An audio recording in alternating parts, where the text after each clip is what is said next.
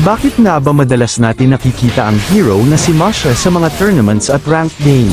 Dahil sa naging update sa hero na ito kung saan mas effective na ang damage build na babagay para sa kanyang passive, naging flexible na ito sa kahit anong role lalo na as roamer. Once na mabawasan ang HP bar, marereset kaagad ang kanyang ultimate kung kaya't makakapag-spam ka na ng burst damage. Magiging immune rin ito sa mga CC effect oras na mag-dive patungo sa iyong target. Invincible si Masha kapag ginamit ang life recovery kung saan madadagdagan ang HP bar nito kung out of combat sa loob ng 3 seconds. Gamitin mo ang emblem na assassin para sa plus 14 adaptive penetration, plus 10 adaptive attack at plus 3 movement speed.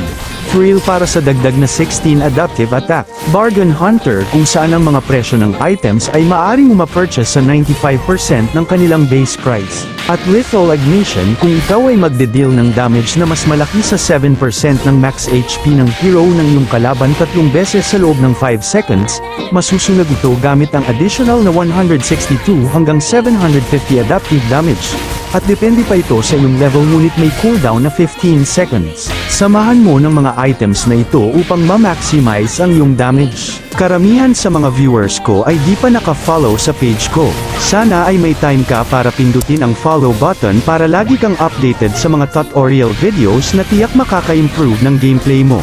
At sa tingin ko'y hanggang dito na lang muna. Sana'y may natutunan ka, mag-focus parati sa game dahil lahat ay pwedeng manalo sa late game. Hanggang sa muli.